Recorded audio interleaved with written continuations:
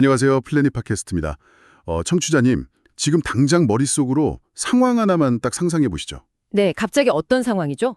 그 TV 의학 드라마 보면 맨날 나오는 엄청 유명하고 실력 좋은 천재 외과 의사 있잖아요. 아, 네. 막 불치병도 척척 다 고치는 그런 천재 캐릭터요? 맞아요. 청취자님이 크게 아파서 망설임 없이 그 의사 이름이 대문짝만하게 걸린 병원을 찾아갔단 말이에요. 그리고 수술대 위에 누웠습니다. 상상만 해도 긴장되네요. 근데 마취 직전에 알게 된 겁니다. 이 사람이 해박한 의학 지식은 엄청난데 정작 한국 의사 면허는 아예 없는 사람이라는 사실을요. 와, 그건 진짜 당장 수술대에서 도망쳐 나와야죠. 그쵸. 그대로 수술을 맡기실 수 있겠습니까? 네, 오늘 우리가 파헤칠 주제가 바로 최근 공포된 건축사법 일부 개정 법률안이죠. 맞습니다. 아까 그 의사 비유가 정말 섬뜩하면서도 완벽하게 맞아떨어지는 게요. 우리가 평소에 매일 걷고 일하고 잠드는 이 수많은 공간들 있잖아요. 네, 우리 일상 그 자체죠. 이 공간을 지탱하는 안전의 뼈대가 법적으로 완전히 재설계되었거든요. 우리가 분석한 자료들을 보면 이번 개정안은 단순히 업계 행정적인 규칙 하나를 쓱 바꾸는 그런 수준이 아닙니다.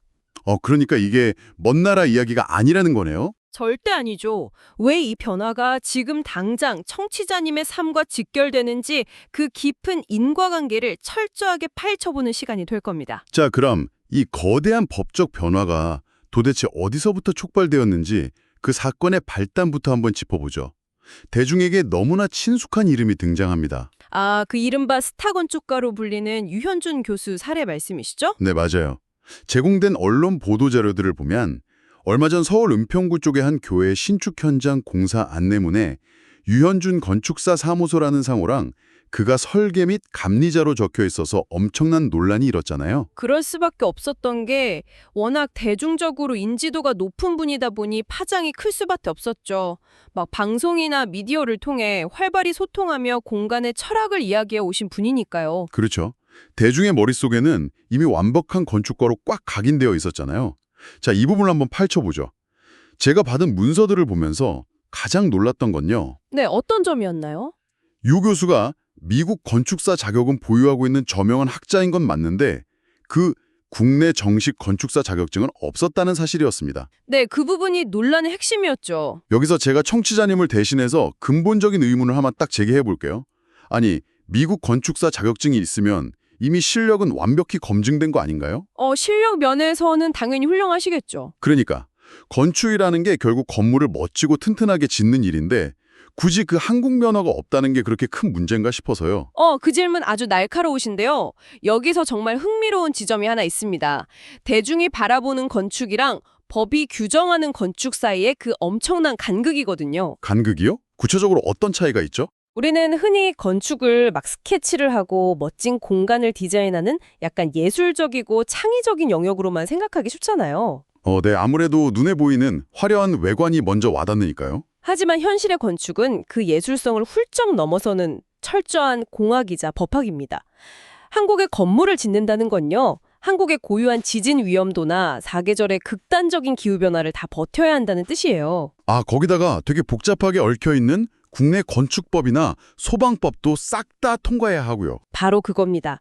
정식 면허가 없다는 건 결정적인 순간에 그 무거운 법적 책임을 질 수 있는 공식적인 자격이 없다는 뜻과 같습니다. 건물에 문제가 딱 생겼을 때 국가가 너 책임져 하고 물을 수 있는 권한이 면허를 가진 자에게만 주어지는 거군요. 맞습니다.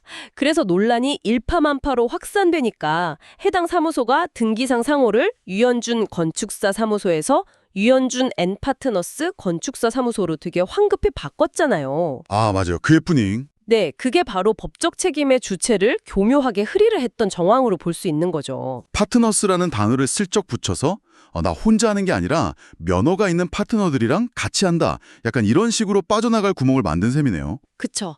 결국 이 지점이 그동안 현행법의 빈틈을 악용해온 관행의 민낯을 제대로 보여준 겁니다. 자료들도 공통적으로 지적하는 게 바로 그거잖아요. 그동안 건축업계에 대중적 인지도를 갖춘 무자격 유명인의 이름을 전면에 내세워서 영업하는 편법적인 명의대여 관행이 만연해 있었다고요. 네, 청취자님 입장에서는 간판만 딱 보고 당연히 그 유명한 사람이 직접 도면을 그리고 끝까지 책임질 거라고 믿게 되잖아요. 완전 소비자 기만이죠, 이거는. 법을 어떻게 바꿨는지 자연스럽게 연결이 되네요. 개정된 건축사법 제10조랑 12조의 그 핵심이 담겨 있다고요? 네. 과거 현행법에서는 자격증이 없는 사람이 단순히 건축사라는 세 글자의 명칭을 사용하는 것만 막았어요. 아, 그러면 나는 내 입으로 건축사라고 한 적 없어. 그냥 우리 회사 이름이 무슨 건축사 사무소일 뿐이야. 이런 말장난이 가능했던 거네요? 맞아요. 딱 그런 식의 핑계가 통했죠. 근데 이제는 그 그물망이 훨씬 촘촘해졌습니다. 건축사 사무소라는 명칭 자체를 무자격자가 아예 쓸 수 없도록 대상이 확대된 거죠. 간판부터 싹 다 바꿔야겠네요. 네. 나아가 비자격자는 간판이나 명함에 건축사 업무를 한다 이런 식의 표현이나 표시 자체를 원천적으로 할 수 없게 법이 개정되었습니다. 잠깐만요. 여기서 제가 또 한번 딴지를 좀 가려보겠습니다. 네, 어떤 부분이죠? 만약에 자본력이 엄청 빵빵한 사람이 있어요. 이 사람이 돈을 투자해서 건물을 딱 임대하고 진짜 면허가 있는 건축사들을 정식으로 고용해서 사무소를 차리는 건 괜찮은 거 아닌가요? 아, 면허 있는 사람을 돈으로 고용한다? 네, 어쨌든 도면을 그리고 실무 감리를 하는 건 월급을 받는 진짜 건축사들이니까 결과물인 건물의 안전에는 전혀 문제가 없는 거 아닐까요? 막 병원도 의사가 아닌 사람이 재단을 만들어서 의사를 고용하기도 하잖아요. 와, 그 의문이 바로 이번 개정안이 왜 이렇게까지 강력하게 나왔는지를 설명해주는 완전 핵심 열쇠입니다. 이번 개정법 제12조 3항을 보면 그 의문에 대한 답이 명확히 나와 있어요. 법에 뭐라고 나와 있는데요? 건축사를 고용하거나 건축사와 공동으로 건축사 사무소를 개설하고 운영하는 것조차 전면 금지되었습니다. 예, 아예 동업이나 고용 자체를 막아버렸다고요? 왜 그렇게까지 막은 거죠? 이거는 돈의 흐름 자체를 그냥 끊어버린 느낌인데요? 그 이유가 아주 중요합니다. 분석 자료들의 논리를 분리자면 건축의 본질은 결국 안전과 공공성이 있거든요. 만약 엄청난 자본을 가진 비자격자 사장이 건축사를 고용하는 형태가 허용되면 현장에서 어떻게 될까요? 아무래도 사장은 당연히 이윤 극대화를 추구하겠죠. 그쵸.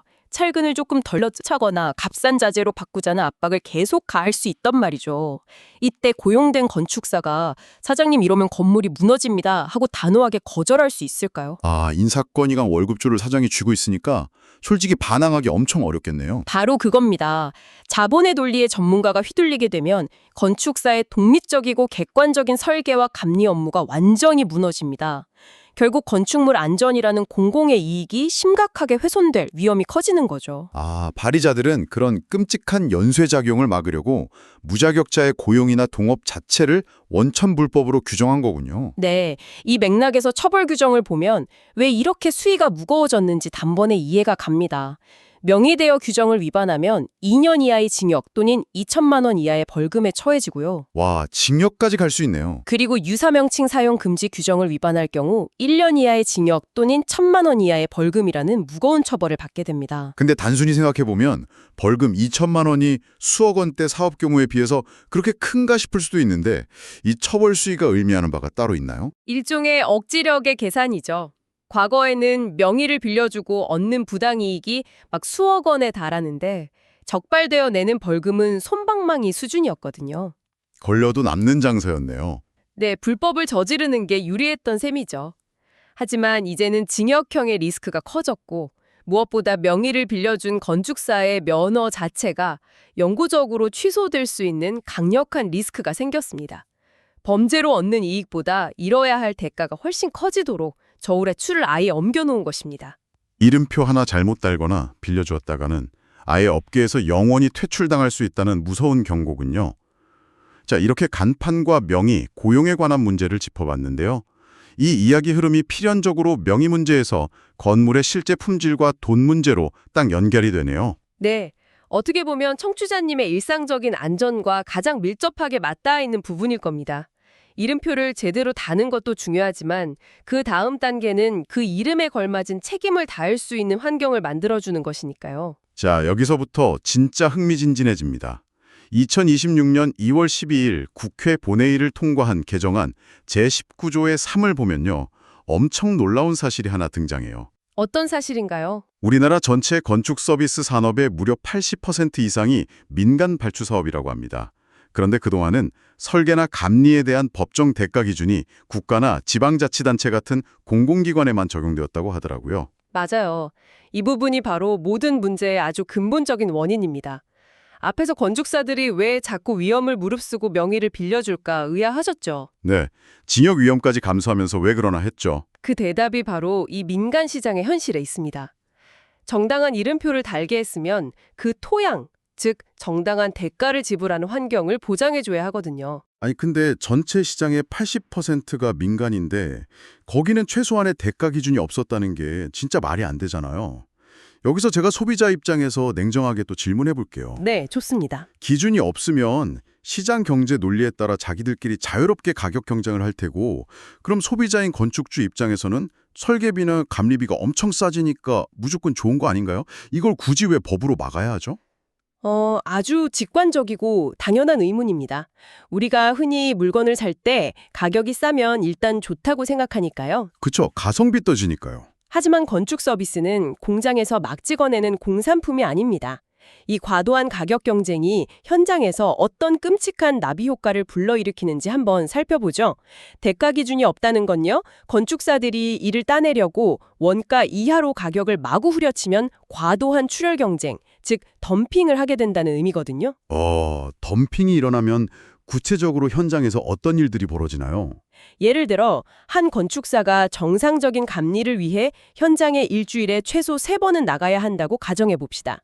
그런데 덤핑으로 이를 따내서 받은 돈은 정상가의 딱 30% 수준인 거예요. 헐, 그럼 밥은 어떻게 먹고 살아요? 그러니까요. 생계를 유지하려면 이 건축사는 현장을 10개, 20개씩 막 동시에 맡아야만 합니다. 몸은 하나인데 현장이 20개요. 네, 일주일에 3번 가야 할 현장을 한 달에 한 번 갈까 말까 한 참담한 상황이 벌어지는 거죠. 물리적으로 현장을 꼼꼼히 들여다볼 시간 자체가 아예 증발해버리는 거군요. 그렇습니다. 감리자가 현장에 없으면 시공사가 어떻게 할까요? 콘크리트를 붓기 전에 철근이 설계 도면대로 촘촘하게 잘 들어갔는지 두 눈으로 확인해야 하는데 확인도 안 한 상태에서 시공사가 비용 아끼려고 철근을 슬쩍 빼먹고 그 위에 콘크리트를 부어버립니다. 와, 덮어버리면 겉으로는 멀쩡해 보이니까 아무도 모르겠네요. 네. 결국 제대로 된 도면을 그릴 시간적 여유도, 현장을 감독할 인력도 투입하지 못한 결과는 참혹합니다. 현장 감리 부실은 부실 시공으로 직결되고요. 건물이 와르르 무너지는 대형 참사로 이어집니다. 세상에, 설계비 조금 아끼려다 건물 뼈대 자체가 텅 비어버리는 거잖아요. 덤핑의 피해가 결국 설계사의 지갑 사정에서 끝나는 게 아니라 그 건물에서 밥을 먹고 잠을 자는 우리 청취자님의 생명을 직접적으로 위협하는 칼날로 돌아온다는 게 진짜 소름 돋네요. 네, 그래서 국회 입법조사처나 관련 분석기사들이 입을 모아 이 법안이 무조건 필수적인 조치라고 평가하는 겁니다. 이번 개정안을 통해서 그동안 공공에만 적용되던 대가 기준을 민간에서도 준용할 수 있도록 법적 근거가 마침내 마련되었거든요. 여기서 이 준용이라는 단어가 되게 중요해 보이는데요. 이게 그냥 공공이 이 정도 받으니까 너희도 참고만 해 이런 건가요? 아니면 좀 더 강력한 건가요? 법률 용어로서 준용은 단순한 참고 수준을 훌쩍 넘어서는 개념입니다. 특정 조문에 규정된 사항을 다른 대상에 끌어와서 똑같이 적용한다는 뜻이거든요. 아예 명확한 가이드라인이 생기는 거군요. 네, 민간 시장에서도 공공에 준하는 대가 기준을 적용할 수 있는 명확한 법적 테두리가 생긴 거죠. 자료들 분석에 따르면 이게 단순히 건축사들의 밥그릇 챙겨주기가 아닙니다. 네, 국민 안전이랑 연결되니까요. 맞아요. 최소한의 대가를 보장해서 건축사가 온전히 현장 감리에만 딱 집중할 수 있는 환경을 만들고 궁극적으로 건축물의 붕괴를 막아 국민을 보호하기 위한 일종의 최소한의 안전망인 셈입니다. 야, 정당한 대가를 지불해야 그제야 무거운 책임을 당당하게 물을 자격이 생긴다는 거군요. 오늘 우리가 해독한 이 복잡해 보이는 법안들을 쭉 연결해 보니까 하나의 명확한 그림이 딱 그려집니다. 면허증 없는 사람에게 명의 빌려주지 말라. 소비자 속이는 유사 명칭 쓰지 말라. 자본의 논리로 전문가 종속시키지 말라. 그리고 민간에서도 최소한의 대가를 보장해라. 네, 요약이 아주 완벽하네요. 이 모든 것들이 언뜻 보면 막 건축업계 내부의 기득권 싸움이나 딱딱한 규제처럼 보일 수 있단 말이죠. 하지만 한꺼풀 벗겨보니까 결국은 청취자 당신의 일상 그리고 생명과 아주 팽팽하고 질기게 연결되어 있다는 걸 깨닫게 됩니다. 정확합니다.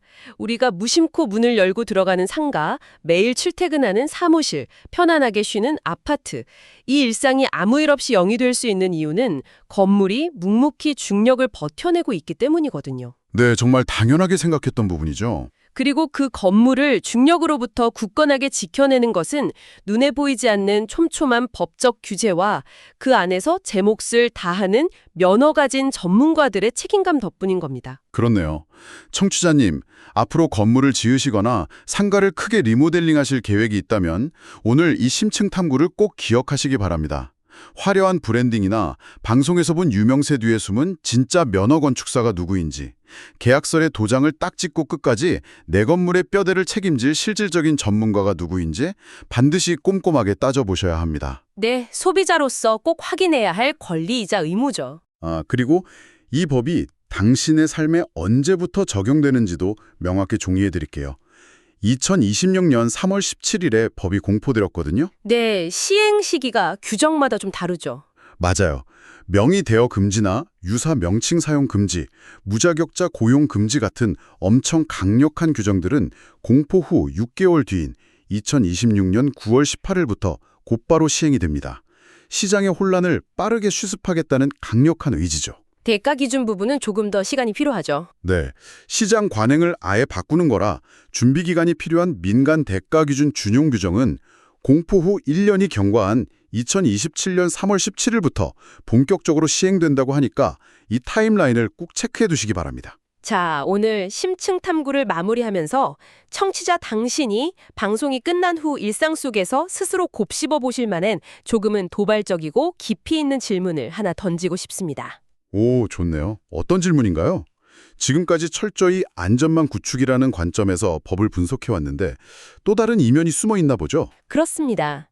우리가 분석한 자료들에서 보여주듯 엄격한 자격검증과 촘촘한 대가 기준 같은 규제는 자본주의의 폭주나 무자격자로부터 대중의 안전을 지켜내는 아주 든든하고 필수적인 울타리입니다.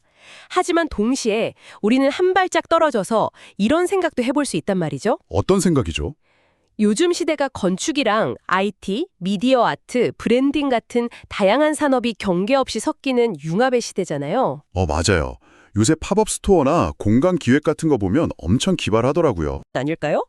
전혀 새로운 형태의 창의적인 공간 브랜딩을 시도하려는 스타트업이나 이종 산업의 움직임마저 막아버리는 견고한 유리천장이 될 수도 있거든요. 기존 면허증을 가진 사람들만의 폐쇄적인 길드가 되어버릴 수 있다는 우려군요. 네. 건물의 물리적인 안전을 타협 없이 완벽하게 지켜내면서도 산업의 혁신과 새로운 창의성을 유연하게 수용할 수 있는 그 아슬아슬한 경계선은 과연 어디쯤 그어져야 할까요?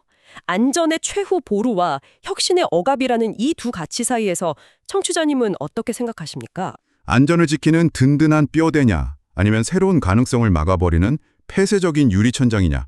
오늘 심층 탐구의 문을 열었던 그 면허 없는 외과 의사의 비유가 다시 떠오르면서도 또 한편으로는 굉장히 복잡한 심경이 드네요. 네, 정답이 쉽게 나오는 문제가 아니니까요. 사람의 목숨이 달린 수술실의 엄격함이 혁신을 핑계로 결코 느슨해져서는 안 되겠지만 동시에 그 꽉 막힌 엄격함이 환자를 살릴 수 있는 새로운 치유의 가능성마저 원천 봉쇄해버려서는 안 되겠죠. 정말 깊게 고민해 볼 만한 지점입니다. 참으로 깊은 여운을 남기는 질문입니다. 정답이 딱 떨어지는 문제가 아닌 만큼 청취자님도 오늘 우리가 걸어온 이 치열한 논의의 뼈대 위에서 각자의 결론을 한번 단단하게 지어보시기 바랍니다. 네, 오늘 분석이 청취자님들의 공간을 보는 시야를 한층 넓혀주었기를 바랍니다. 그럼 오늘의 심층 탐구는 여기서 모두 마치겠습니다. 다음 시간에도 당신의 세상을 더 넓혀줄 흥미로운 소스들을 듬뿍 안고 다시 찾아오겠습니다.